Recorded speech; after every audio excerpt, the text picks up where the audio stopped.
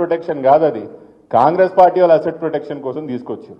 అందుకే రామన్న గారికి నేను అప్పుడప్పుడు చెప్తుంటా, వీళ్ళు హైదరాబాద్ అసెట్ ప్రొటెక్షన్ అని హైడ్రైట్లో తీసుకొచ్చిండ్రు. కాంగ్రెస్ వాళ్ళు కబ్జా పెట్టిన ప్రాపర్టీలన్నీ తిరిగి తీసుకొని మేము కోబ్రా తీసుకొస్తాం. కాంగ్రెస్ పార్టీ నుంచి కబ్జాలైనా కాంగ్రెస్ పార్టీ వాళ్ళు ఆక్రమించిన భూములన్నీ తిరిగి రికవర్ చేసుకోవడానికి మేము కోబ్రా తీసుకొస్తాం. వాళ్ళు హైడ్రా తెచ్చిర్రు, మేము కోబ్రా బరాబర్ తీసుకొచ్చి మాత్రం ఈ కాంగ్రెస్ వాళ్ళు ఎన్ని కబ్జాలు చేస్తున్నారో మాకు తెలుసు.